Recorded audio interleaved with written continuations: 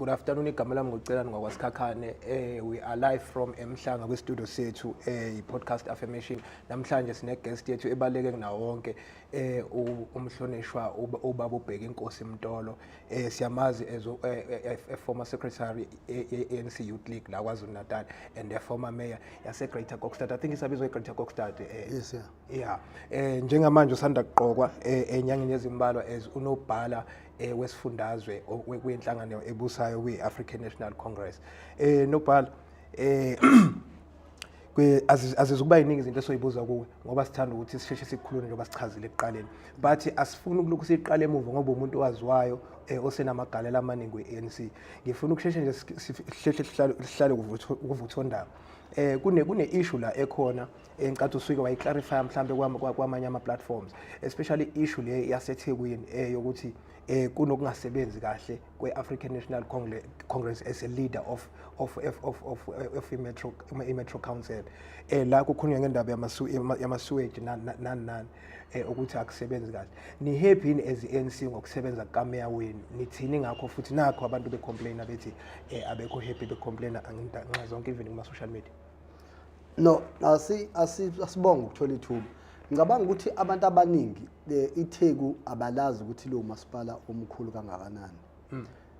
Bacabanga ukuthi iTheku uma ukhuluma ngeTheku of course ngoba kuthiwa imetro umasipala omkhulu onamali yonke ongayicabanga emhlabeni. Yeah. Nokuthi bakholelwa futhi ukuthi umasipala oyidolobha.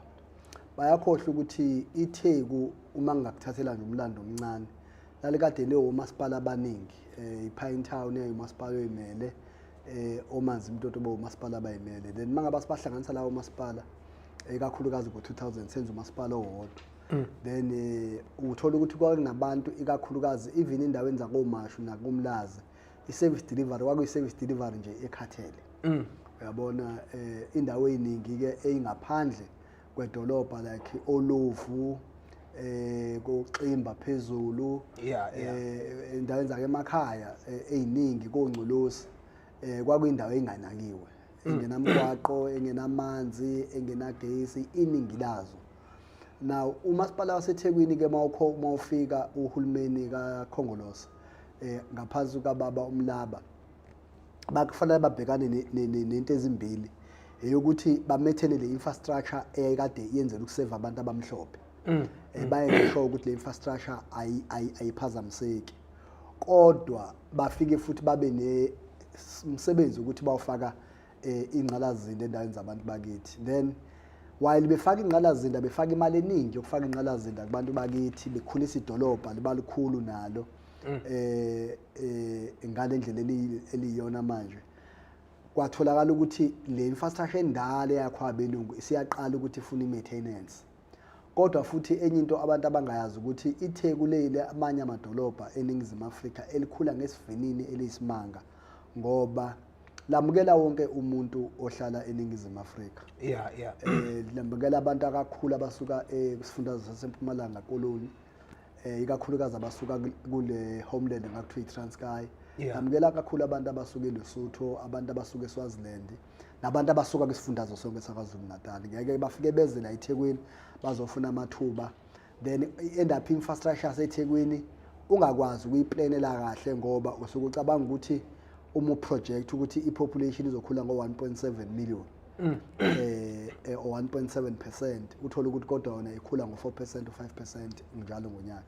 Then ke linalo ngqinamba elibhekene nalo iTheku, kodwa bayasebenza ngokuyikhandla. Umzekelo nje indawo yaseMlazi neyakaMakhutha affectekile, kunepipe awu-2 asuka abizwa ngokuthi rising main. Bazoyazi abantu baka-engineering mangikhuluma ngani. Then lama pipe lawa iwona asuka athatha amanzi kwi-abstraction then ayithumele water works treatment plant amesesuse futhi the same pipe athumele kubantu nge-distribution. Then elinye ipipe lesibili selidala kakhulu. Ngoba selilimele le pipe kwalali kade lekho ekudala li-apostars ngokulifile nje totally. Then sebesebenzisa ipipe elilodwa. Lokho kwenza ukuthi leli pipe lingasakwazi ukuthala amanzi awumthamo okuseva umlazo wonke. Ngoko ke sebekulento esithi water shedding okwazi ukuthi amanzi avula isikhathi esithile amahora amabili ekseni avalwe ngoba le pipe liyalungiswa and lide le pipe likhulu libazoba costa about 950 million.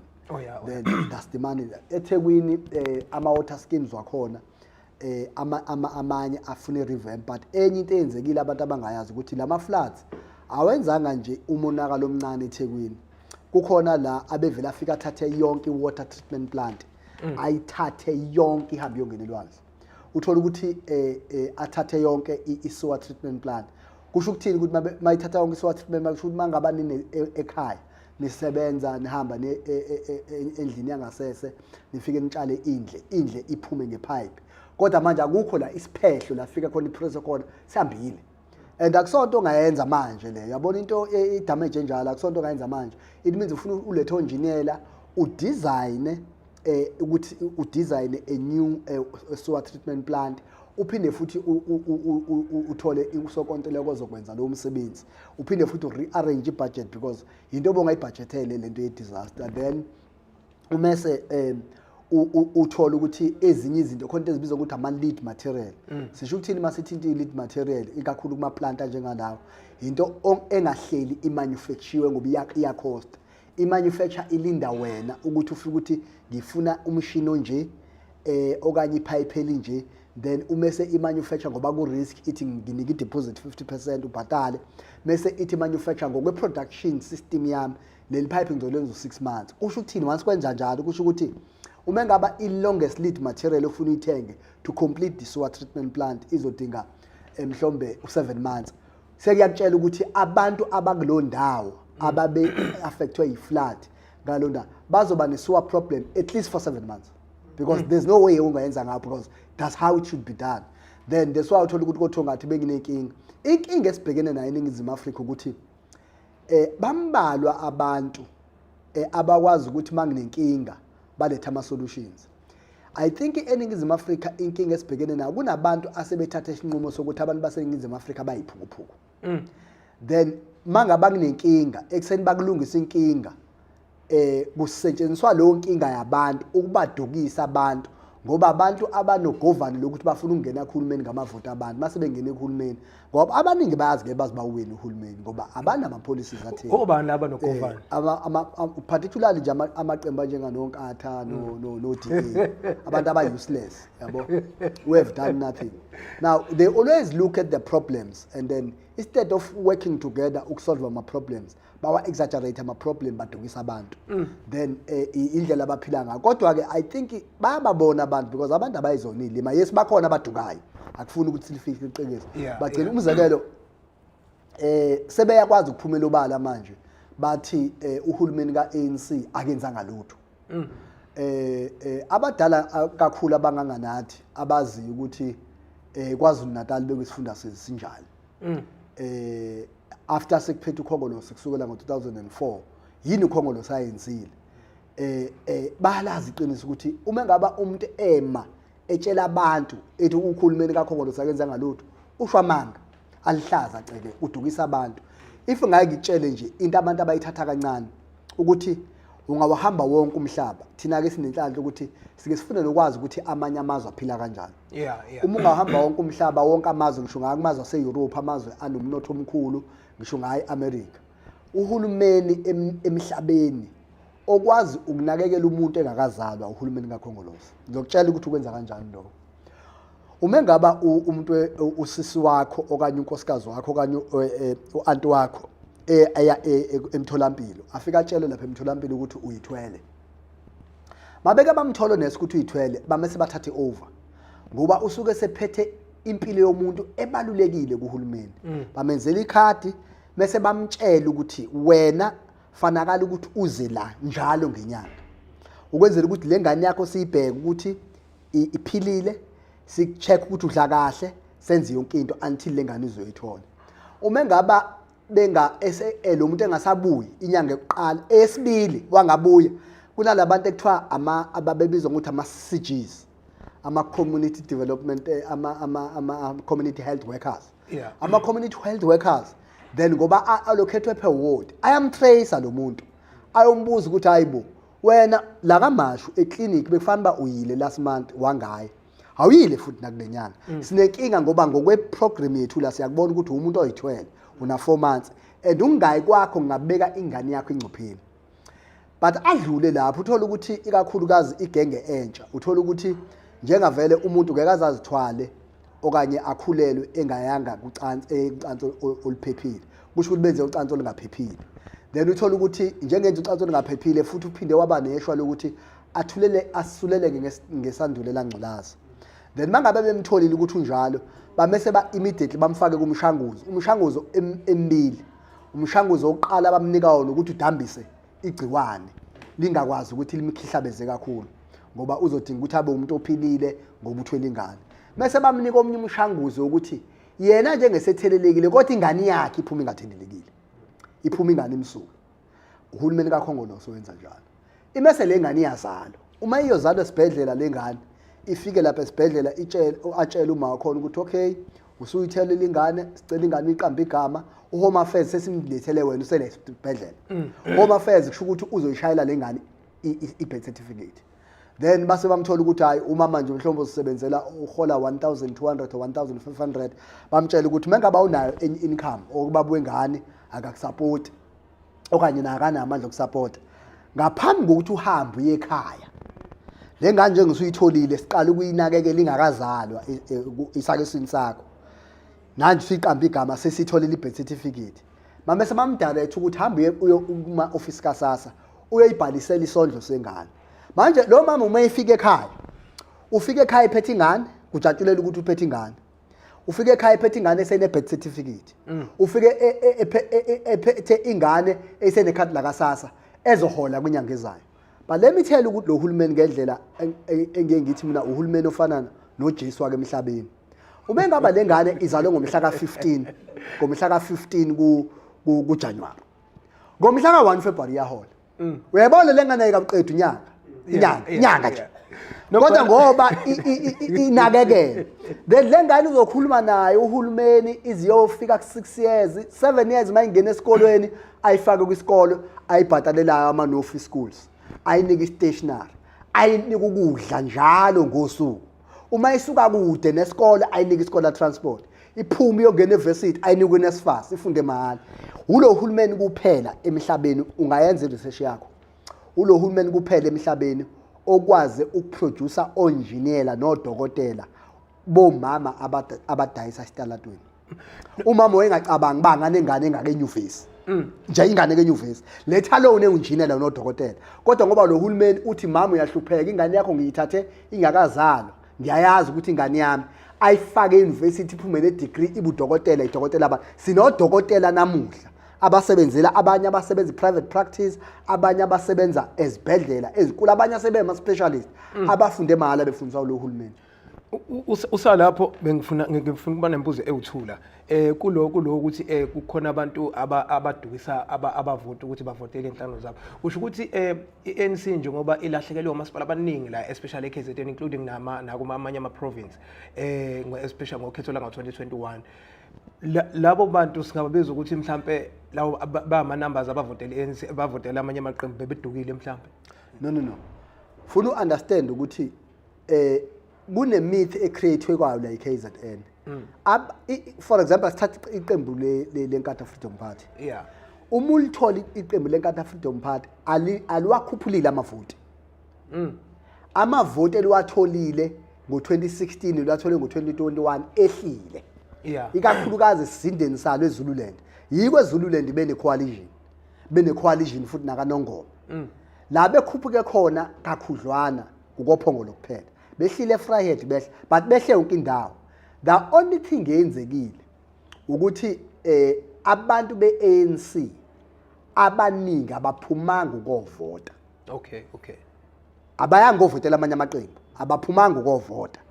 And ke ngezathu ke eyiningana kodwa izathu eyiningana izathu zangaphakathi. Ngoba abantu abawukhongolose. Then mabe nenkinga ukhongolose zangaphakathi ziyaba affect ukuthi balahle ivoti labo ngoba ngeke balahle ivoti labo baqinisekile ukuthi ivoti labo ngeke balahle balinike iphukuphuku nje ezingena record of doing anything. Then bangcono bahlale ekhaya. yilabantu ke sithi kule campaign ka2024 uyabona nje ngo2024 uzobona sizoyishaya inkathe ngathi ithakathiwe ngoba sizoya phansi ebantwini sibatshela ukuthi uhulumeni weANC wenzeni and uhulumeni weANC wenzani umzekelo lento abayisebenzisa kakhulu load shedding uANC into ebangabe ne load shedding ukuthi uEskom uma ngaba ethi kuhulumeni kaBaba Mandela no president uThabo Mbeki hakha iphehla imandla ngoba ugesi esinawo manje ugesi obowenzelwa abelungu and lo gesi obowenzelwa abelungu u40% reserves kodwa ngale program ye reconstruction and development program iRDP ethi asiphume manje siye emalokishini abantu abamnyama sendaweni zake emakhaya kanje ayiphume yabo then ugesi uzoshesha uphele then sicela ukuthi niyimise le program siqale sakhe iphehla imandla ezika end up ziphela ngo2004 that will be 10 years after democracy ekwatholakala ukuthi keke awukwazi ukutshela abantu ukuthi no abelungu abaqhubeke babe nogesi nina nizolinda for another 10 years ukuze sifake ugesi asiqhubeke sense hence kwaqalwa iprocess masese uhulumeni esebonile ukuthi usekhuphulile izinga lokufakela abantu ugesi selifike ku70% kwathiwa aqale ke manje ukwenziwe ikusile nomodupi then kwathi ngoba abantu abaningi ababekha ama-power station uEskom masesemile ukwekha ama-power station esifaka ugesi emakhaya bathathwa amanye amazwe ikakhulu amazwe ase-Asia o-China no-India ababekwazi ukwenza iziphehla imandla zikagesi then masesekwenziwa lezi phehla imandla kwathola abantu abangena experience ba designers anabantu ama-factory fault ngoba futhi nokuthi basebegijima ngoba sekubonakala ukuthi izoqala i-load shedding then you can see ukuthi i-load shedding ayibanga khona ngalento indlela abantu abayishoyo ibe khona lento esibiza ukuthi iANC is a victim of its own success ukusucceeda kwayo kufakela kakhulu ugesi emakhaya na ke malokishini kwenze ukuthi ugesi wesindwe ube nalenkingo kuyona kodwa manje abantu ngoba badukiswa but abangakufuna ukusho ukuthi ake simzekele if uyazi eKZN kwakade kune Natal neKwaZulu iIFP yayiphethe kwaZulu for ukurefresh memory yeni iIFP yaphatha kwaZulu ngo1977 then thina masifika 2004 that was almost 27 years iphethe iIFP yaphinda phatha 10 years with democracy kodwa ayizange banaka abantu bake emakhaya yiko sifike masifika thina siwukhongolo safika endaweni za emakhaya ngekho gesi ngekho lutho if you go eMsinga namuhla if you go kwaNongomo you go ePhongolo you go eBergville you go kwaMaphumulo indawo eziningi eyinogesi 90% ufaka okhongolosi uya kohlabisa uya kohluhlu indawo ezifaka okhongolosi ngoba zathi benganakiwe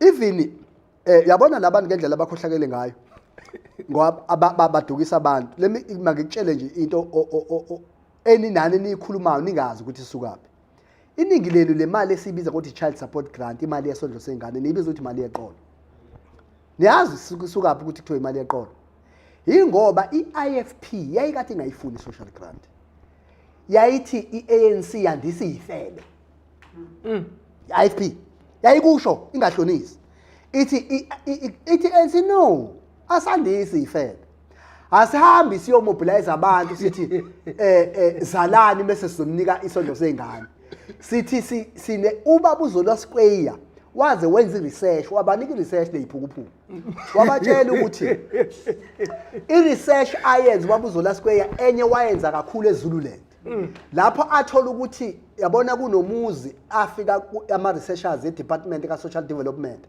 usisi owenengane eziko 7 that was early 2002 or 3 then lo sisi wafika wabuza ukuthi nje kunengane ezu 7 uyayiholela le grant usisi wabuza ba yini grant kwathiwa no there's a grant there's a child support grant that ingane ifuna ziyithola wathi ngiqala ukuzwa ngani then is a report scientific esayitshena iIFP ukuthi kunabantu abanengane nga6 abangayazi kwabikhona le grant then manithi bazalela yona then iANC yandisa izifebe then ke laqhamuka legama ke lokuthi imali yeqolo isho ukuthi imali oyithola ukuthi ulalo ngomqolo indoda igibele phezulu kwakhe ikinika ingane bese ithola ingane then legama lokuthi ke imali yeqolo lisuka enkatheni eyayithuka abantu besifazane ethi sandisa izifebe ngoba ayikholela ukuthi abantu abahlupheka abanengane ingoba bengayiphethe kahle ngokwabo yabo then into seyikhulile abantu sebeyikhohliwe then bathe mabebona ba abayisustain into yoku-attacker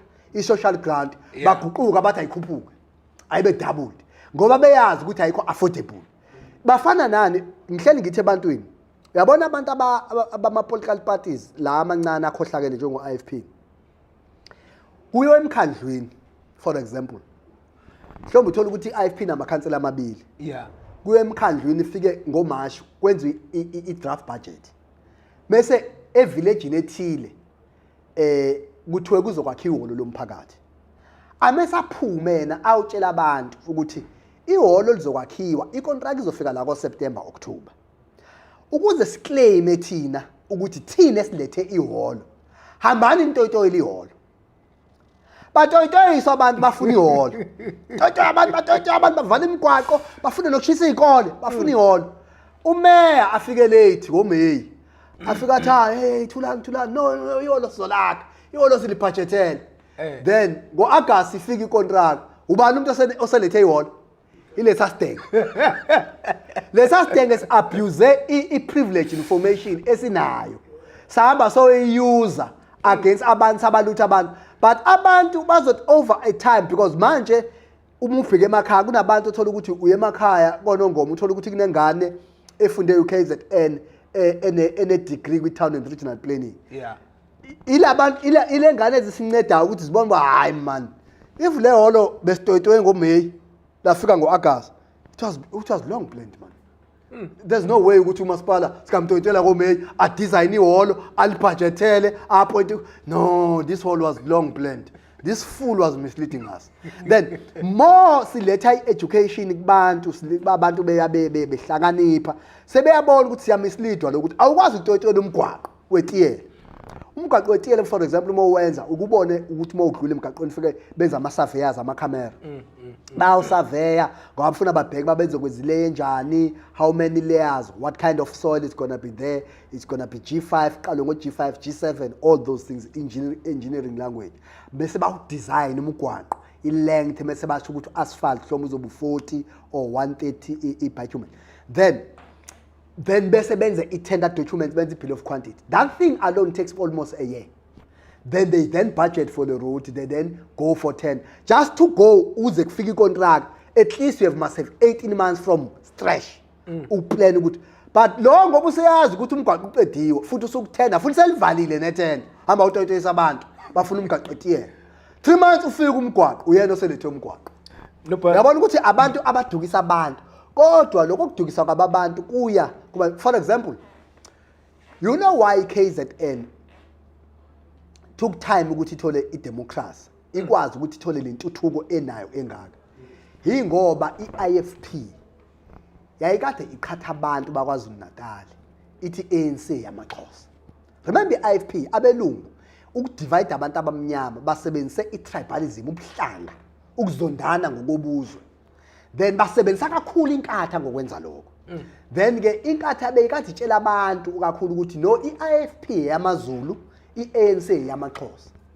Hence uma ngabe abantu sekhetha umsholozi ngo-2009 but hayi man amanga lento nangu umZulu wasenkandla manje khetho uyabo nangu uyakhetha umongameli hence ubuyabona ivote le-ANC KZN lakhuphuka above 10% since umsholozi umongameli ngoba abantu basebebona badukisiwe.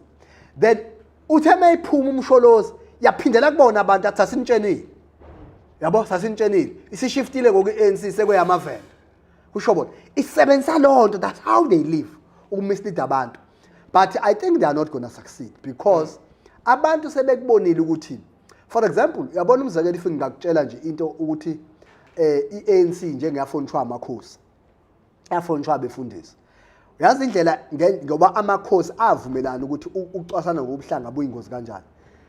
Ucabanga ba yini ukuthi amakhosi amaningi ikakhulu ama kingdoms that are powerful they do what is called intermarriages. Uthola ukuthi umntwana wasondlunkulu uza ayoshadela emaXhoseni eEastern Cape awushadele emaMpondweni umntwana isilo umdlokobane uza ayozeka eSwatini uMadlamini is to connect abantu abamnyama babe into eyodwa ngoba uma ngaba ngokusuna umntwana sendlunkulu eseshadile emaXhoseni kusho ukuthi kuzoba nzima endlunkulu nakuthina sonke ukwacwasa amaXhosa ngoba amaXhosa bayabashana bala ekhaya uyabo kuzoba nzima ukuthi emaXhoseni acwaswa amaZulu ngoba amaZulu bayabantu bala ekhaya abakhwenyana yayibona lento then abakhwenyana and ingane zethu zizalwa intombi yakwaZulu then babenza ngamasibombe lento abantu abadala ukuthi bahlanganise so that kushadiselwane kuqedwe ukucwasana ngoba awuzukwazi ukucwasa la mangaba ukhuluma uthi ucwasa amaXhosa ukwaZulu bahlabeka abashana ngoba abashana bala ekhaya bavakashile kodwa manje bayiva ekade abafunwa la uma ngabe uke emaXhoseni ucwasa amaZulu uyahlabeka umakhoto wala ekhaya uthi awu kanti ngishade nje la ngifunwa kangaka then automatically iyaphela lento. That is very shameful ukuthi ama political parties they can be even defeated by traditional leaders who know that tribalism is dangerous and then they live like that. Then I'm telling you ukuthi we have done a lot. You see, if you go to Chiefalbert Butule, Chiefalbert Butule is one of the best hospitals. It's a public hospital. Bambala abantu abazi ukuthi Chiefalbert Butule is a public hospital. It's a public hospital built by a comrade Dr. Zwelini Mkhize while he was MEC for Health. We have just built the Pistol Kaseme Hospital here. Biggest hospital, one of the best. Ilamesi King Shaka International Airport is built by us under Undebele. But I never ngitshele something ukuthi lento okudukisa abantu ingozi kangakanani. Ngoba nathi sibese kay contest. IFP kuya create hype namanga ukuthi iyona ibinakekela ubukhosi bendabuko. Namanga lihlaza lo. If you look for example ngingakunika umzekelo umasipala oqanjwe ngelembe ilembe municipality waqanjwa ukhongolosi uhlonipha ilembe eleqa amanye abantu ngokukhalipha ushaka kahlaya kumfuka senza ngakhona iNC umasipala esawuthatha enkatheni ubizwa ngethungulu safika thina sathi awukwazi umasipala ubizwa ngethungulu la sinendawo esibiza ukuthi ngesikhaleni sikacetshwayo la silucetshwayo sangawuqamba umasipala kuphela ngokuthi sithi uguqula ukuthi uthungulu sokubize ngesilucetshwayo senza isichuse sikacetshwayo umungena eking cetshwayo ubona isicisho sesilucetshwayo yithi la uma senza iairport eyayibizwa ukuthi Durban International Airport niyayikhumbula ithini esayiqamba ngokuthi isayiqamba ngelembe sathi King Shaka International Airport hathi umuntu mayengena this why uzobona sawuvula istatue esikhulu lapha very big statue selembe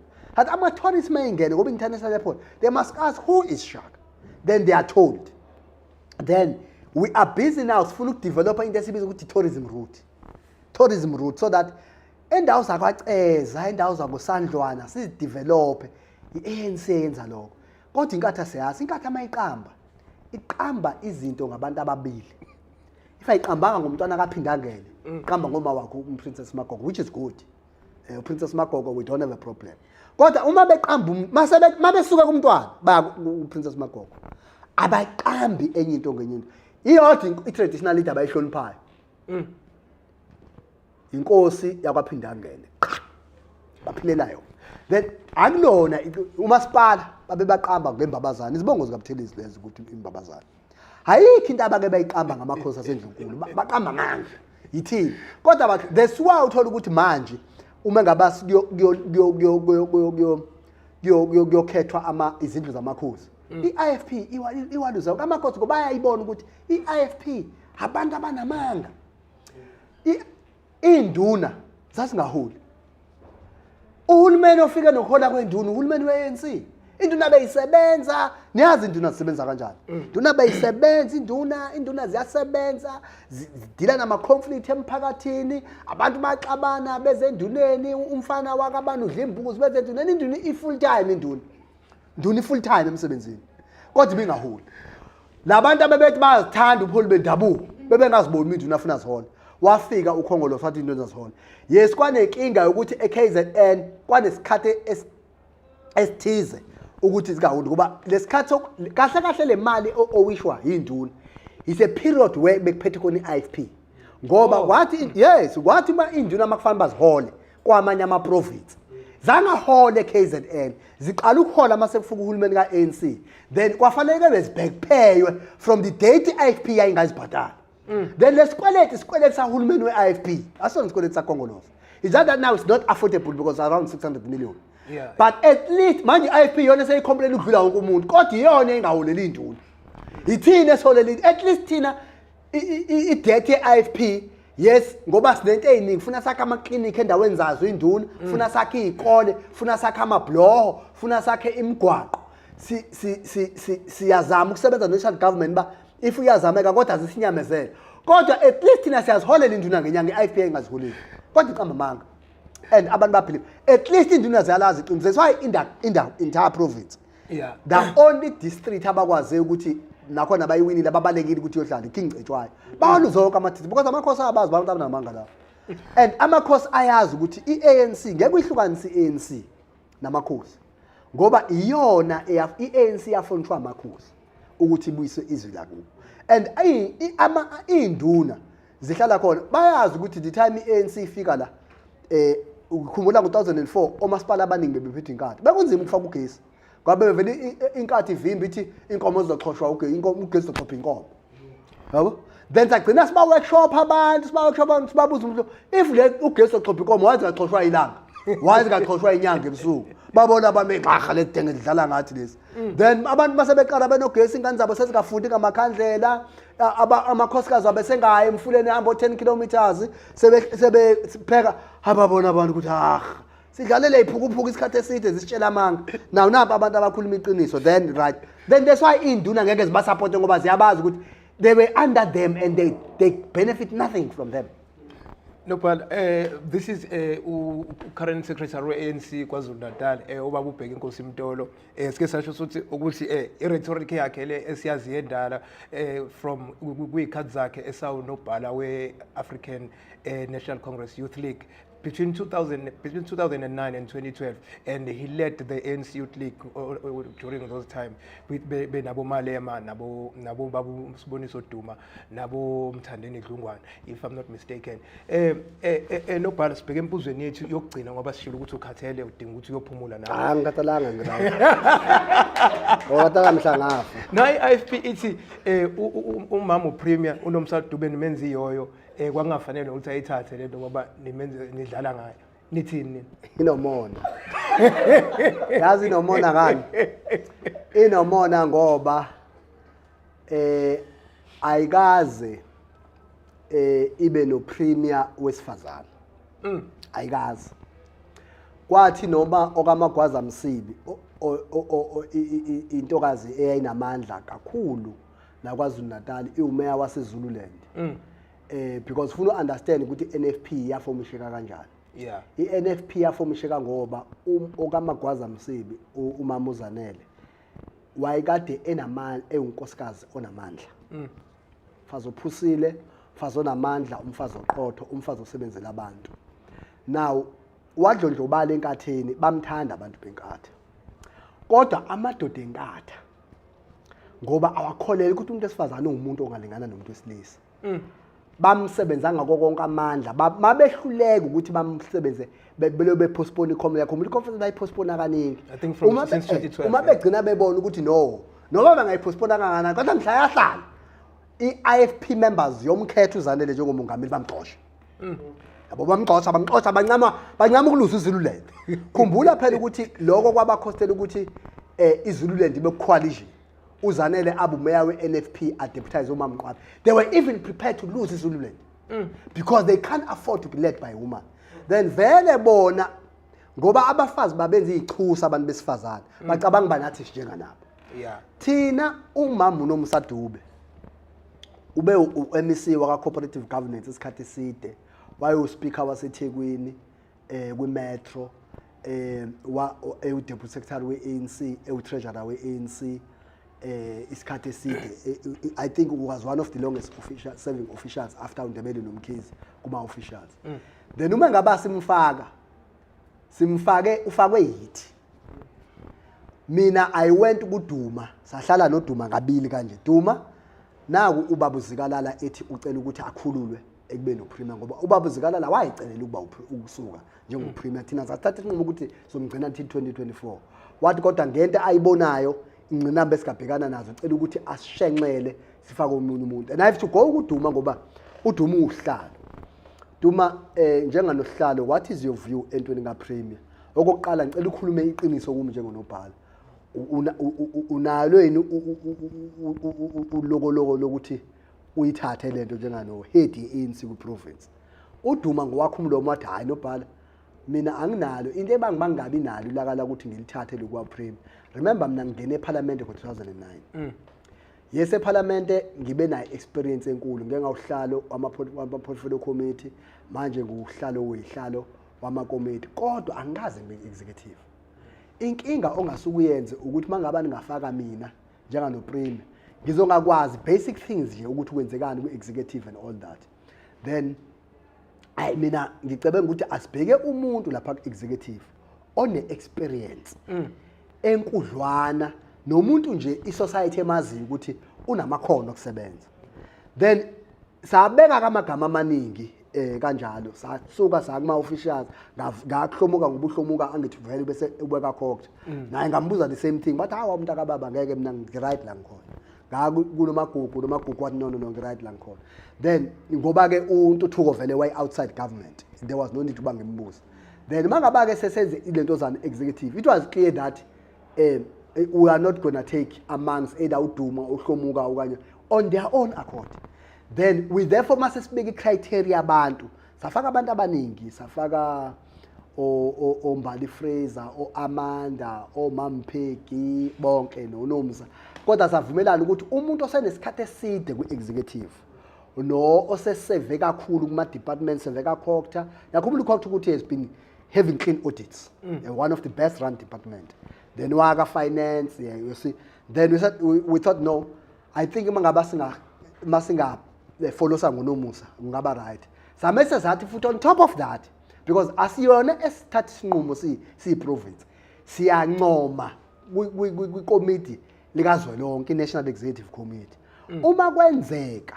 bengamthatha uNomsa kodwa sivumelane ngeprinciple ukuthi thina siyi-ANC KwaZulu-Natal sifuna upremier wesifazane si-achieve kanjani nalokho ukuthi sibanike ama-candidate esifazana wonke amathathu so mengaba bengamthatha umama uNomusa kodwa asazi ukuthi igama elizobuya kuzobe lo muntu wesifazane i-ANC le yenza njalo then lezidenge zenkadi ezingakaze zibe nopremier wesifazane nomeya babo even namanje babheke nomeya benkatha omeya benkatha amadoda abantu besilisa ababi yabo meya osolundi nje umbone eqhamu ukuthi inkatha yabo umgazi umtshangazi yabona umeya sejozini umajazana lo sindo amajazi beyibona inkatha ngempela yabo they will never yabo ejozini they once said umama kunomama wakhona ohlonzanyana nje uMadlopha but they could not put Madlopha as a man Madlopha mthetho you see they bafaka amadoda ibona lapho babelieve bacamba bafana nathi nabafana nathi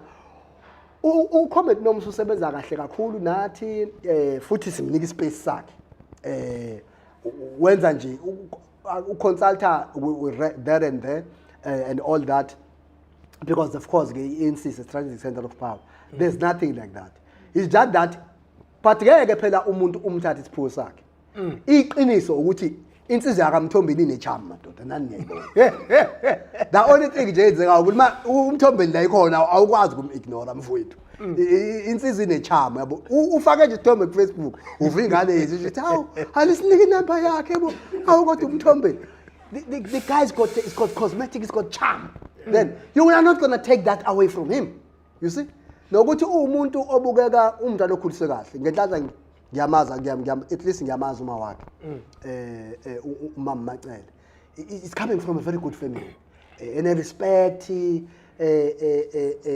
right yabo the only problem nje ukuthi usebenza nami rough person jam yabo otherwise it's a very good person to picture yabo and umuntu ongazithandi izikhundla ukuthi ayikhulumene I think ba creator is abanomona bandongona shame ngoba I think bayisola ukuthi from befaka wonke lamadoda ukuthi awusayisa imosh opportunity ukuthi akube iANC njengoba uphuma wesifazane okokuqala ithina ke abakuvumele ukuthi thina khumbula labantu ukuthi bahleli besangana uyakhumbula ukuthi 4 months after umtshali ephume njengopremier ngena uNdebele wahamba waya lapha ma cross i-freeway ungena eTonville lapha engase kunomlazi road akhumbula wawubhalwe kabi wawubhalwe ukuthi umlasi road yeah oshuta umtshali 4 months wathi uNdebele useless awubuke namanje imigwaqo yakithi ibhale kabi ibhale umlasi road wathi uNdebele ubudlula kona nje lo mgwaqo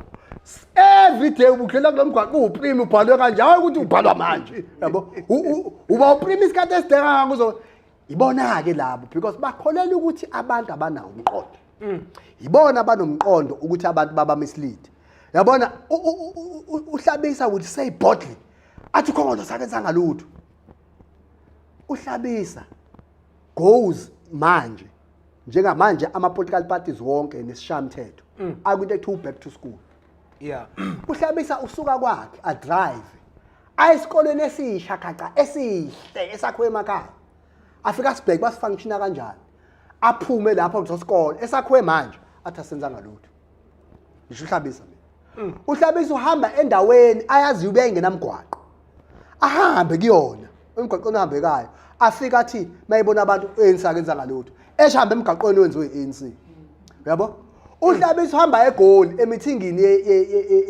dobe yani imeeting ayakuyona agibele eairport elabesi agibele eairport yenziwe iANC athi uhlabisa no iANC ayenza ngalutho kodwa agibele eairport yeANC mayifike eGoli athi abenza ngalutho eNatal yeah uhlabisa ufonela uGugu Simelane athi kunomuntu ocomplicateayo ngelezana hospital ngiyacela MEC sicela transfer athatha umuntu ngechopho asiwe chief adbet uthula afika athole wonke ama specialist mayiqeda kwenza lonto uhlabisa athi uANC akenza ngalutho uyabona ukuthi udila nabantu abasangene la udila nabantu aba beyond ukuphukuphuku abaphika into ephambi kwabo yabona kunesikolo iAtem Lembede esakhiwe uhulumeni wakaZulu Natal sine vital sosikole ngizonithumelela lo vital sosikole of innovation go to that school is one of the best school Hlabisa will send his child there aphume being a best child athi uANC akenza ngalutho uANC wakhe ama universities amabili 2 universities wa increase enrollment wa establisha i-School of Medicine eNelson Mandela akenza ngalutho kusho iphukuphuku uANC for the past 15 years increase imali ya NSFAS from 3 billion to 15 billion rand akenza ngalutho increase ama student black student in universities go 1994 black student in universities zazo 150,000 manje ziko 750,000 that's ANC esidengene njengohlabesa akenza ngalutho kodwa ukhuluma ebantwini abaproduciwe abala abanye basebenza komasipala babo mabengababuzi bababhatala mali university ababhatala ngalutho university baphuma bayofunda ngoNSFAS babuya bazosebenza basebenzela but banyenyanya ke ngalutho yini udila nabantu who are mentally ill who relies on lies but imistake ukuthi nabantu bakithi kakhulukazi social media i-social media iyakwazi ukuthi amangi washo njalo and mabesho amanga njalo baze bacabanga ukuthi abantu amanga ayiqiniso yabo then you go Spaghetti Junction egateway le yayingekho ngaka igateway iTheku has developed so much under democracy Johannesburg has developed so much under democracy almost 80% of massive infrastructure in Gauteng province was built by a democratic state le iphukuphuke zohlabisa zihamba lapha zokudrive ko 6 lane zingafuni ukubhatala ama e-tolls bese zithi women ayenza ngalutho owarthambo increase phambi kwabo then things have been done they are seen people can see ngako campaign what 11 ngamaphumulo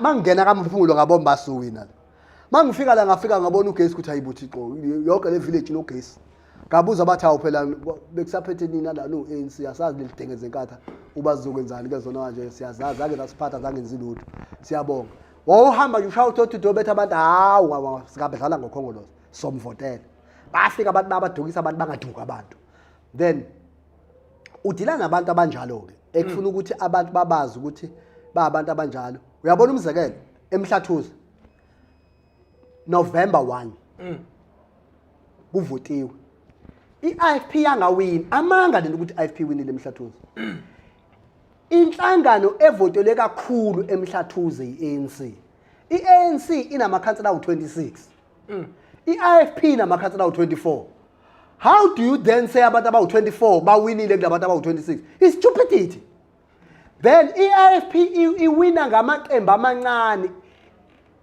iwina ngeboss yayo ADA ngoba vele ingcele ibana iDA iDA namakhansela awu8 then iIFP ihlanganisa lamakhansela eDA namanye amancane then mesebenza majority but abawinile umhlathuze but let me tell you what they did they arrived then umhlathuze une clean audit under iANC clean audit bafika umhlathuze unama reserves ka 2.5 billion November last year December January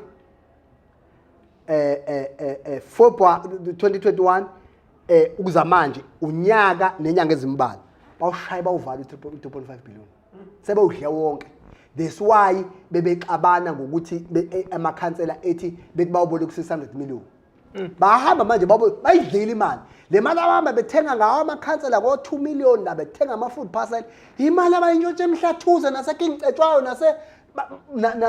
nasolundi nasezululand eZululand bayiqedile imali bahamba ba national government ngoba u national government to national government that cares wabanika u234 million I can tell you now seko lo 234 million abawunika iZululand thula sizothelisa usewuqalile manje awubox uzoboxa to nothing uyoze uphele nya abantu baseZululand bengenamanzi ngenzela ukuthi ngo2024 ngoMay uma uhamba endaweni zasolundi zake emakhaka nongoma kwa Fryhead ingekho manzi uze wazi ukuthi 200 million ufakiwe but inkathi izokudla because that's who they are they don't have a record of service delivery they got and they like to lie they've been lying here and all of you because you young people nani benqene ukuresearch abantu they've been lying here University of Zululand yakwa umntwana yakwa nani University of Zululand was established in 1960 umntwana was not anything he started to be prime minister of Zulu 1977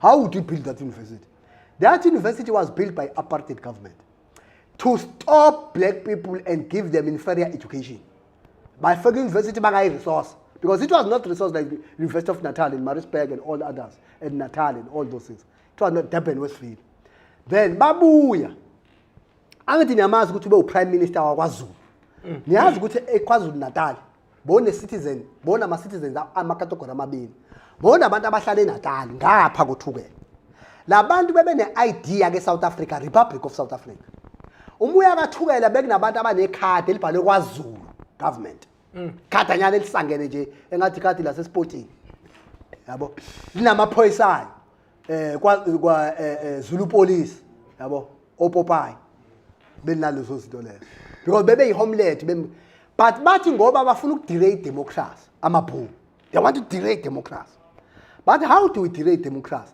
I sent our stooge here to be a great man bahamba bamfanda ngemali yabo bathi hamba uyokwenza university because mawenza university siyakulegitimatize akusomali oyingeke uhulumeni wakwaZulu uthatha imali yakwaZulu uzokwenza i-university eNatal eThekwini iThekwini was under Natal but they were building this stooge so that in the eyes of the people makabonakale umholo lohlonze then bayakha university ngemali yamabhunu baqeda bese bayiqamba igama lakhe then ke ngoku yonke lezi sihamba sitshela ngawo ukuthi umntwana wekha university umntwana wekha logo umntwana wekha ama college akhathele nalama college yabona thina sikhuluma ngama holiday akhathele sakhe university now amanga phila ngamanga udukisa abantu and then uthola ukuthi into umbhedo now thina sithatha abantu sibake faka emanyuvesi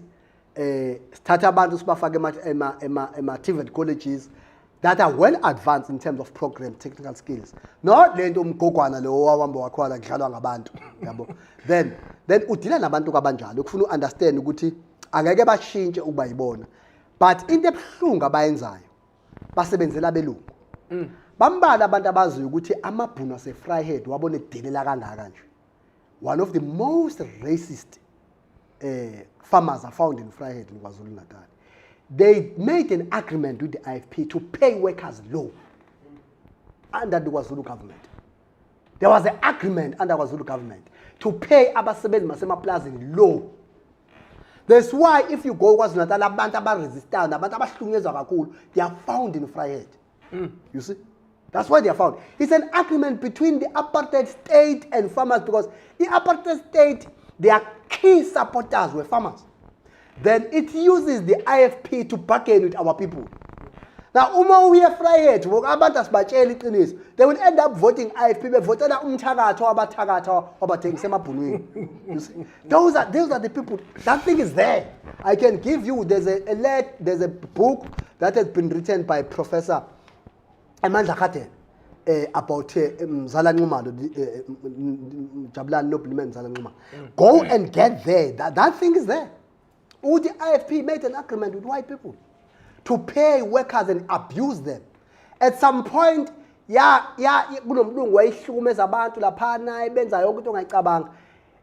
the IFP ayifuna ukumlegitimize, yamrecruiter lo mlungu. Yamezwa ilungu le-IFP, yamesabiza imbizwe enkulu la ebafika ke abantu besempizini kuhlinziwe la lo mlungu athiwa kahlinza inkomo kwenza yonke into. Hayi mabefika abantu hayibo wobalo hleli lapha. Hayibo lo muntu ohlukumeza kanjalo usibulalela inkomo wenza yonke into, xosha abantu emaplazini, evitha abantu anyhow. Kathiwa hayi, this is an honorable man. It is the first time that abantu base-Vryheid baqala saba na-inroute as-ANC because after that meeting they then went and looked at ANC offices. But no man, i-IFP idlala ngathi. Ingasithengisa, this is a West white man. Ikwazi ukuthengisa kulo mlungu. Then saqala sanama-inroute. Kahle kahle eVryheid ungena, sangeniswa yilo meeting. Abantu bazela thina kwi-ANC ngoba besibona ukuthi hayi napa abantu not laba abasithengisa ebalungwini. That's IFP for you. Then i-IFP agreement now ne-DA. It's not a new agreement. It's an old relationship dating from 1975 when the IFP was formed. From the IFP must be a shield between white and black people and stop black progress. Because if it was not the IFP, a democracy which would have got in South Africa maybe around 1980s, the whites, they were relying on the strength of the IFP to generate democracy. They were weak. What was making them so strong was the IFP. Because the IFP in Amanoko areas, the IFP was unleashing terror, was unleashing violence, was killing people in mass. I can tell you what you will be surprised. Just give you two examples. They killed 15 people, young people, in Junction at Donibrook. One day, one night. Because they didn't want anybody, they sent a message. They went to my in what one now, in my now. I can go you and show those graves. They killed them. They killed all of them. Kids of 17 years, 16 years, 14 years, 15 years. There are graves there. And you can see now, njengesebephethe nibonile video if niyakwazi ukulandela. Umfana owayekade ezambele emntubato begqokipa se-ANC bamba kakabeza. Bathi akuhanjwa la. Kodini khimla lento. Yibona cabanga ke sebephethe iprovince. Mengabuzeke ekude uyongakwazi ukuhamba ufuna ucela kubona. Today KwaZulu-Natal ukwazi ukuhamba freely. Sesikwazi ukuhamba sihambise imembeso. Sisuka as far as Potchefstroom. Sihambise imembeso kohlabisa. Ufuna ungabuza uba nobani nivelaphi. Sesikwazi ukuhamba siyoshadisa abantu konongoma. Besuka as far as Bergville. You see? Because as ANC we stabilized the province, senza abantu bakithi bazani baba abantu ababodwa. Ngoba sikholela ukuthi ngeke izibe khona intuthuko la ngekho khona ukuthula. Yabo? Ama fact fight abekhona sawaqeda, sahlangana namakhosi, sasebenza sonke. But bona uyababona ukuthi bayibuyisa kancane violence because that's who they are. They believe in violence and intimidating people. They don't believe in democracy. They are not people of democracy. That's why, for example, Uhlabis is not the president of the IFP. Uhlabis is not the president. It's two things. Siyamazi president we-IFP. That's why you will never see, I can tell you now, you will never see in a t-shirt of the IFP a face of Hlabisa. I can ngingamnqamla lo muntu. Angeke uze uyibone i-billboard ye-IFP enohlabisa, isithombe sahlabisa. Ngeke uze uyibone i-banner in any rally of the IFP enesithombe sahlabisa because it's Thusa ino president we-IFP who is umntwana kaPhindangene. That is his thing. He's a real president. He's Thusa nje lesi i-proxy kahle kahle ngesingisi. Yabona uma unenkampani usumdala uthi hayi nandi proxy yami ekwazi nokusayina na ke emabhenki yenza into kodwa iveto power kumina. Yabo ayikho decision ayithatha uHlabisa is nobody. uHlabisa wants to fire uNtuli. uHlabisa wants to expel uNtuli. uHlabisa as I speak with you now wants to expel uNtuli. But until umntwana avume he won't do it. Mtolo seking cetshwayo. Yes. uHlabisa wants to expel uNtuli because uNtuli is mobilizing all mayors against Hlabisa. Now, a decision by Hlabisa's faction has been taken that Untuli must be charged and expelled because they also accuse him that he's stealing a lot of money. King Party stealing it for himself. Stealing and actually in the IFP. Then, but it's technically but he can't take that decision until the real person agrees. Then he will be. I'm telling you, he's not a president. Akafano Ramaphosa. Ramaphosa is a president. Is elected in a conference, is contested in a conference. That one, yes. But laba bathi uRamaphosa wayentshontshe conference bakuthatha lo.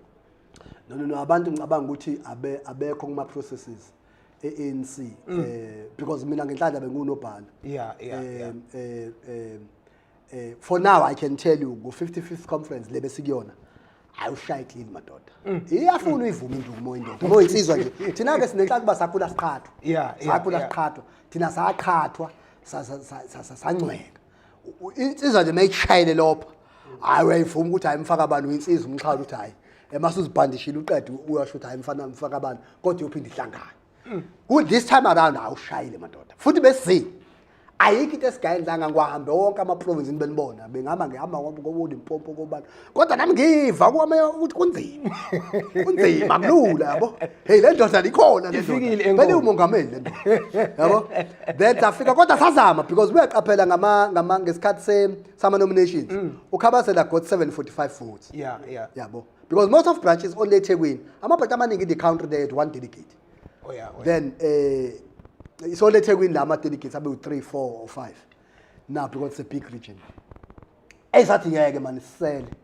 No matter Ramaphosa what predict 2,200. This is huge. But I can't gap. Yabona lapha mangvote amfowethu mangakutshela. Ubufika yabona mangaba sekuzovote ama credentials akhe adopt. We sat down as a credentials committee. We took a voters roll for each province, a manual counting, a voters roll, manual counting, delegate by delegate. I sign new poll, we sign new provincial secretary, bad. Then, ubomba nabantu abazovota akufuni inflation ama numbers. Mawungena ubungena kanje. Mungena lana apha abantu bakubheke system ungaveli system. For example, kunabantu base KZN esafika laphana befuna bema bogus delegates.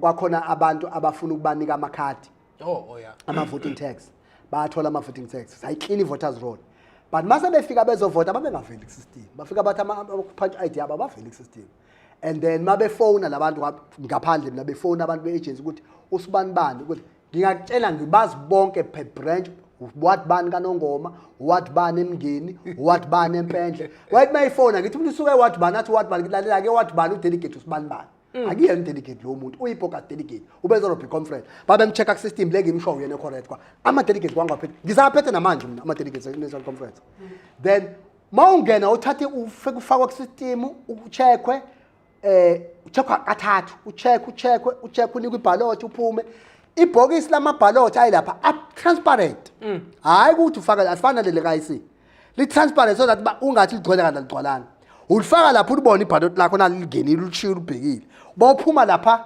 ngaphandle umese uyascan uma uscanwa iID iyakudelete ukuthi usuvotile uphuma ngalo uyascan then uma ngabe uthi uyabuya uthi uyaskena noma ungahambi yokuqwebha inzipho uthini ususu ink uma ubuya uthi ufaka i-ID i-ID ithi hayi usuvotile wena uvotile wena uvote ngesikhathi esukuthi isho ngisi isikhathi ovote ngaso uthi wena uvote ngesikhathi esukuthi you voted then you can't vote then kwabalwa sashawa the man has won now how do you expect to say, because the only thing with democracy is that, but a mistake that you must also not do, Tina, as abantu bakaZulu Natal, particularly abantu ANC, is to think we will only support the president manga become KwaZulu Natal. Dangerous no. Ngoba ngenye imini ngemhlabeni la ngenye imini uweka khona upresident oqhamuke KZN. Siyofuna support amanye ama province. Umsholozi niyazi, umsholozi ube support ama province. Uprowers would not have won in Polokwane if all provinces didn't support him. Umsholozi in Polokwane award go two-thirds majority. Umusu sama delegates ayisuka KZN. I was a delegate in that conference. Ama delegates amaningi avotela umsholozi ama delegates ayisuka from other provinces. Same thing go 2012. Same thing go 2012. Abantu bebe vocal umsholozi mengabe attackwa ngakubalele. Just few of them. Titi Mabuza as a premier and a chairperson of Mpumalanga will come gun blazing when Msholozi is attacked. Esma Khashule will come gun blazing when Msholozi is attacked. Fikile Mbalula will come gun blazing when Msholozi is attacked. All of them, Zaman Soul. I was reminding you Zaman now. When Zaman we need from the day we deputy secretary in Polokwane, because when you go to Polokwane, the current chairperson of the ANC in Northern Cape, Uzaman Soul, when we went to Polokwane, was a provincial deputy secretary.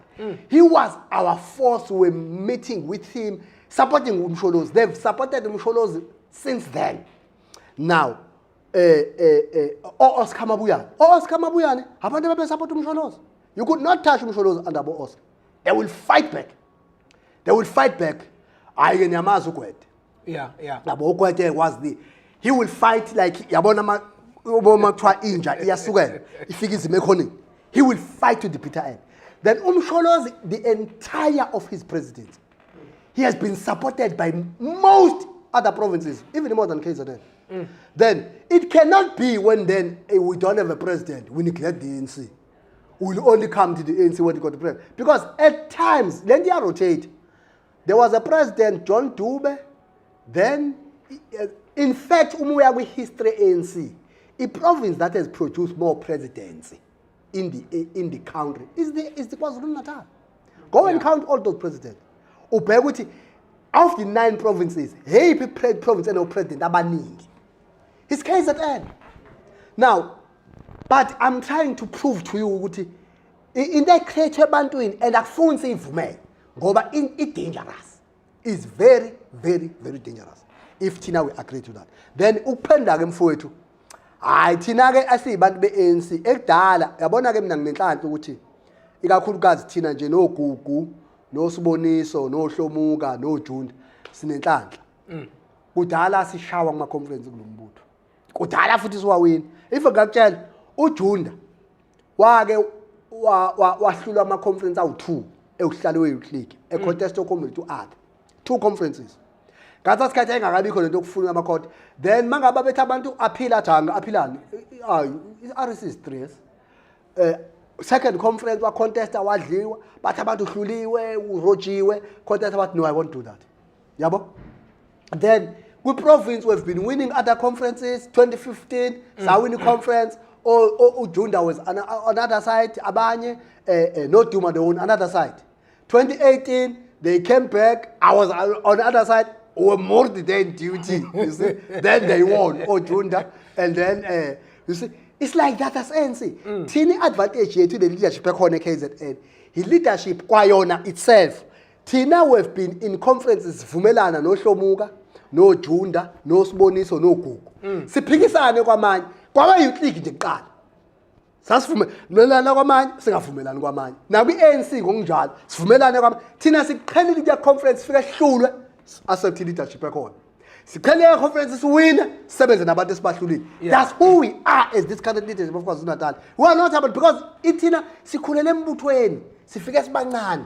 We have lost conferences, we have won conferences. We are used to it. That's why when we went to Nasrec, if you remember, I said in one interview, in one media briefing, that we have taken a decision as KwaZulu Natal ukuthi sikhampenela ubaba uZoli Mkhize kodwa esingeke sesikwenze ukuthuka upresident ngoba kungenzeka win upresident uma iwin upresident sesimthukile sesithe umnyama kakhulu umde ugqoka size 15 kuzoba nzima ukubuye ebantwini sithi hayi manje segqoka size 7 ngasemdanga abnormal yabo kuzoba nzima thina so promote candidate yethu.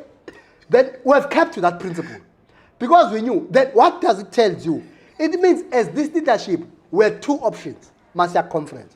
Option must win. But in the back of our mind, because the ANC is big, is bigger than us. It's 4,000 delegates, suspected only 900 delegates. We knew we were not the majority of the conference. If the majority of the conference agree on Ramaphosa, we must prepare ourselves. That's why immediately about that video that was less than 30 minutes from that day we slept. We slept because we knew Ramaphosa, the sun will still rise from the east. All rivers will still be finished at the sea. The grass will still be green during summer. The rain will still rain. And then the winter will still come. Nothing will change. What will only change that our candidate has not won. But the status quo will remain. You see, then nothing will change. But the ANC will continue with its program of developing South Africa. No problem. It has been doing that under President Mandela. It has been doing that under President Bheki. It has done that under President Zuma. It has done that under President Ramaphosa. And President Ramaphosa, I can tell you now, 2027, 21 December, he won't be president of the ANC. There will be a new president. We don't know who that will be. Tina, when we will be still alive, we will support that president. Because we know he will carry on with the program of the ANC. As long as he's the president of the ANC. Because any day mistake abantu abasuke bayenza. Ifana into cancel. Abantu baze batoyitoye bathi bafuna ucancel usibani banini mfunela nomuntu kangaka senikaze nitshisa izikole. Hayi, lo muntu let service deliver. Uma ngaba lo muntu kanti unamandla angaka kule service deliver. Akafanga nje. Why ningayiyena nimcele ehleli kwakhe ale service deliver? Because they don't understand but lo muntu ke kayile service deliver as an individual. He must occupy a seat of government under the ANC banner and through ANC policies and use the ANC policies to deliver. That's why they can toy and ban schools because they know that he as an individual. Then Masubabuzba, why do you think this one will not carry the same message? They don't know. Is that they are misled? Then after that,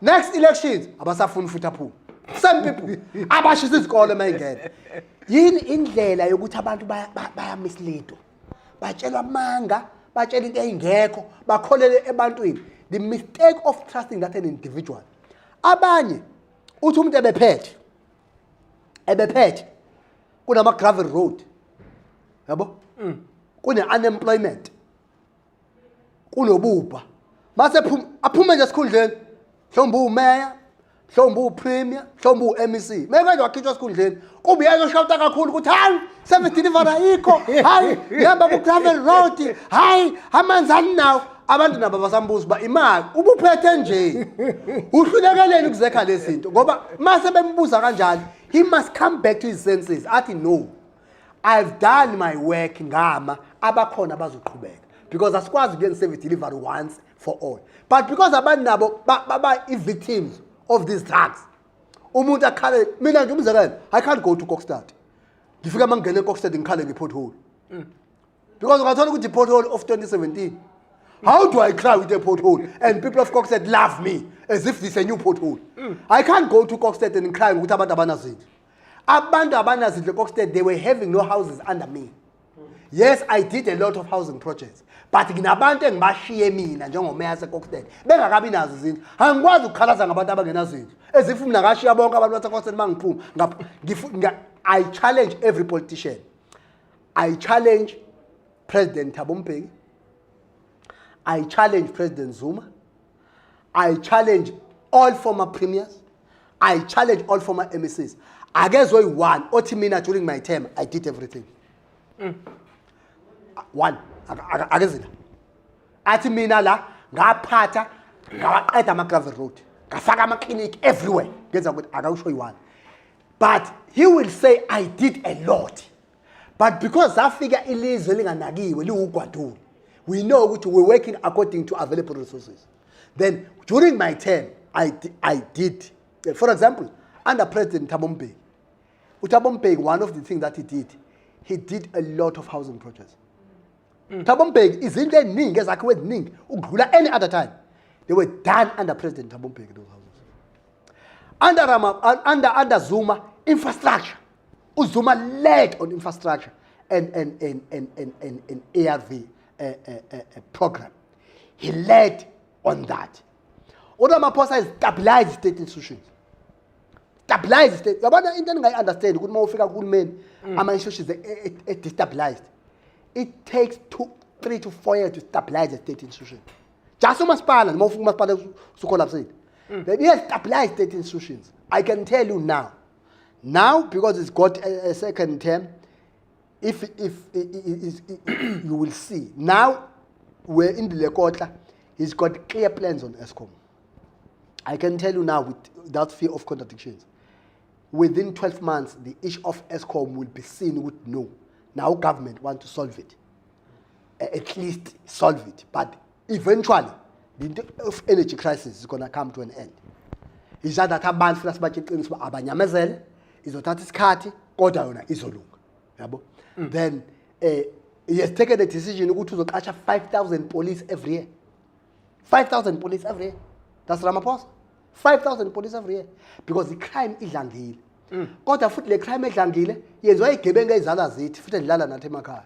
Phela le crime azizalwa uhulumeni lezigebengu. No government gives birth to criminals. It's us. Umina engifika endlini ingane yami ngiyaza ayisebenzi angiyiphanga mali etheni eminyangeni ezimbili ezidlule ngifika iphethe smartphone ngingayibuzi. Where to get the smartphone? I know the smartphone is around 3,000. The last time I gave you I was 50 rand. We touch up a smartphone. I don't ask. When my child comes here wearing expensive jeans, I don't ask because if I'm a responsible parent, I must say ukuthi join imgulukudu lo mntanami. Because you can't wear things engambhadalanga zona. Uyithatha up. Then we have you know what is society yenza njani? Ugwaza umuntu. Ditshula umuntu kube khona umuntu ombonayo umuntu. Nangu into odubula umuntu. Umuntu wala waziwayo. Amaphoyisa ke police station okanye apatrola kwesinye istrato elokishini. Elokishini amakhulu njengomlazi Soweto masho. Kufanele amaphoyisa afike umuntu nangu sefilini. Angithi ambonanga amaphoyisa umuntu odubula umuntu. Ngoba angeke kube nephoyisa in each and every strato, in each and every house. It's impossible. There's no government who can do that. Even these Zulu Popeyes could not do that. Now, mayefika sebekukhona bonke abantu nombonile umuntu odubula umuntu. Nomuntu odubula umuntu nawo sebuyile futhi egqoke ezinye impahla. Ula. Akekho umuntu onesibindi sokuthi athi nje makusuka amaphoyisa athi yilalela nambona lo uyena. Bathi bagqoka amaphoyisa useless, awabophi. Naye lo bonile akasho ukuthi umina useless. Because umina was denying amaphoyisa information ukumtshela ukuthi nangu umuntu otheni obulala abantu. Yithini emalokishini ehlala nomuntu ongasebenzi uqhuba Range Rover. Siyakhala ngama drugs la elokishini. Sikhala ngama drugs la ingane zethu. Siyamazi umuntu akaSibani akasebenzi. Uma wakho uthisho. Kufanele akaSibani. But drive a Range Rover, drive a Porsche, ushaya amapart every weekend. As aletha amaphoyisa ukuthi hey lalelana again zoom in. Can you make some research here? This boy does not work. How does he afford Range Rovers? Porsche Cayenners, all these podcasts. He always have parties every weekend. Siyamazi ukuthi ufika aga-Max kuthiwa he always say the bill is on me. Because police may not know this person. But if we give police information, then police will start to zoom this person by profile. Then they can see that, oh, this is a truck load, or this is a criminal. This is a human trafficker and all those things. Society has obligated responsibility because in society, I was we blame Arakul is because it has misled by these fools like are found in the IFP. When you say children have been given more rights, you disarm parents to do parenting. Abantwana abanikwa ama-rights. Umntwana une-right yokuthi mayizala aqanjwe igama. Right yomntwana le constitution. Then the question is, ukhona umuntu la South Africa uthi umntwana akangaqanjwa igama? No, sho ukuthi uyayivuma le-right yomntwana. Umntwana wase esezelo funa umzali wakhe amondle. I-right yomntwana le. Uyayivuma le, ukhona umuntu ongayivumi le-right? No, okay, this is a correct right. Umntwana unelungelo longahlukunyezwa abazali bakhe. Yabo? Ayithi niyabazi omalume. Niyabazi baba rape ingane. Niyabazi omalume abashaya ingane bayiqhumezelile. Ithi constitution awukwazi ukuhlukumeza ingane. Ukhona umuntu ongalifunda lelungelo akekho. Siyalifuna lelungelo. Ithi lo mntwana akathola ishelter indawo yokuhlala. Siyayifuna lelungelo. Lo mntwana akathola ilungelo lokuya esikoleni. Lo mntwana akathola ilungelo lokudla kunomsoco. Nanka ama-right i-constitution yawanika ingane. Hey eliphikele ilungelo esikalifuni. Ethi uhulumeni uthe ingane azigcogcobe emakhanda ethu. Must fail when the parenting. Let's not blame government. We are failing to do parenting. Mina nginengane indodakazi yami na 22 years. 22 years. Funda esikoleni sabelungu. White schools. I've got a boy who's 15 years. He has gone to white schools. I'm telling you, if you can see my children, it's discipline. If you can see my children, they don't speak this English every time. They speak proper English. I told them, hey, nginifundisa bangithole better education la. Ningazongikhulumela isingisi engasifala sesibhedala. So don't change tone, man. Because this thing is deliberate. Don't change tone here. Speak nicely. But I can tell you, umntanami ubehlala la efunda la university. I was not one ubehlala yedwa. My daughter. I can tell you that child will never do something wrong. She value thina njengabazali bakho ukuthi unenhlonzo ukuthi lento le mangaba ngithi ngiyayenza mayingeva baba wami okanye uma wami yongo ichaza kathi ugogo mayingeva lento because uqhamuka from ikhaya eline order. Uqhamuka from ikhaya elinani eline order. Like myself, now I was a mayor. I'm a provincial secretary now. Kunezinto engingikwazi ukuzenza ngoba ngisabe ukuthi uma wami usaphila phela mina abazali bami basaphila basaphila abazali bami. Then uma wami is 75 years. I will be shameful if I ngeva ukuthi wangenza lento. Ngimsaba at my age. I fear my mother at my age. I fear my father at my age because they never neglected parenting. I was saying comrade uDuma no comrade uGugu sihleli lapha kwi conference ANC after that misbehavior of delegates. You remember? I was saying my worry is not about the behavior of these delegates per se. It's at home. Because if these delegates are coming from good families, they should not do this. Because my mother, if ungenza liyanto, ngivele TV, ngingalexono ngekhaya. Ngoba uzothenga ubuza ukuthi ngifika hey. Sapaka lo mathe lalela. Izala. Yima ngifuna ukubona ukuba ngibona kahle yini. La engathi wena nje lo. Ngithi mina athi wena lo obothuka upresident shama tafuna. Wena lethe khuma upresident wathukanisa. Waba ngumsedi upresident wezwe. Omdala ongangobaba wakho. Wena lo wenza into akakufundisayo nale. Into engizozibuzwa ekhaya umzali wami.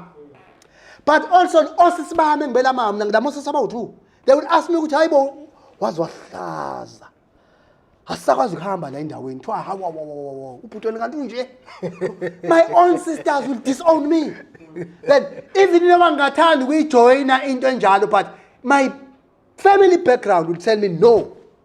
Because if you can be seen by your family, then we have left the parenting bafethu. And I urge all of you, let's go back to roots. Let's fundisa abantwana imbeko, inhlonipho, ne-hard work, ne-discipline. Labantu abathuka abantu ema-ofisini osasa, abantu abasuka emizini yabantu. Ingane zabantu lezi. Emakufika ogogo bethu kwasasa abathuke benziwe yonke into. Home affairs bethuke benziwe yonke into. Amaphoyisa athuka abantu babovula i-gender based violence. Ingane zabantu lezi. The question, why they do that if they fear their families? They no longer fear families. They no longer have family structures. Let's bring back family structures. That's why thina esasikhula yabona sengiyibona abantu abadala babenzelana ukuthi umuntu is made to fear something. That's why thina esibafana kakhulukazi nanikhuliswa ku Sunday school. Mina I attended Sunday school until I was 12 years. Because ku Sunday school wenza ukuthi yabona and umfundisi enziwe leyanto enkulu yabo ukuthi usaba nomfundisi ukuthi umfundisi wami meke kuthiwa ngenze lento. You are scared of your of umfundisi wakho yabo. We are scared umama wesonto othile omazi ukuthi nesikhundla ukuthi mayengeva kuthiwa ngenze lento. Before you even scared of your parents. You are giving bangithini. You will be scared of umfundisi wasesontweni. You will be scared of umama othile mhlawumbe ngale ngakithi emapondweni khona umama babiza ukuthi umama noBhayibheli. Mama nje ukhethwayo uyakhethwa usikhundla isikhulu. Hey umama noBhayibheli uyengeva kuthiwa ngenze lento. Before your parents. You see, there's something that my mother did to me. And my younger brother, who was born in 1977, is late. He died in 2007. We went to go and fetch inkomo. Ekhaya sakhula kufuyiwe. Masifika sifika inkomo zethu zayikhaya ziyadla, zidla nenkomo zakomnye umuzwa kaMadlala. Silanda inkomo zethu sibuye nazo sekhaya sizishiye lapha. Yabona sike ekhaya entabeni uma uyasibona. Uphekile la phandle. Kwakahlobo. It was Saturday sikange esikoleni. Hayi sifike sivalele inkomo, sikhetha amathole kuyasengwa, sikhetha amathole sibuye, singenele. Hayibo.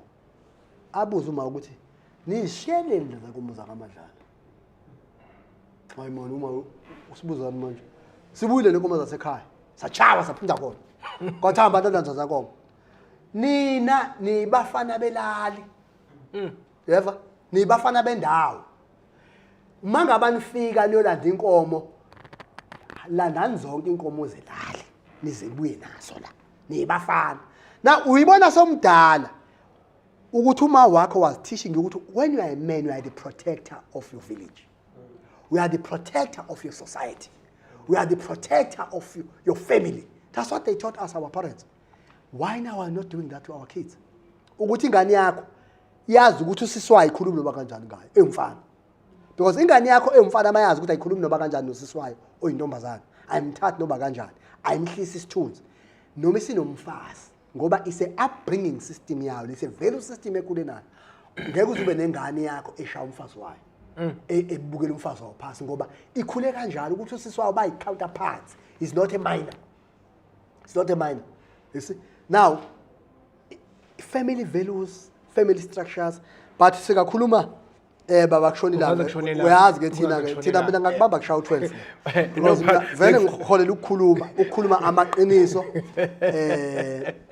ngiphikise abanamanga abahubha amanga ohlabisa noThamintuli. Hey, those are thieves, it is stealing a lot of money of our people. So abantu bakithi bangagcina bebabonile because yabona into abayenze emhlathuze is very painful.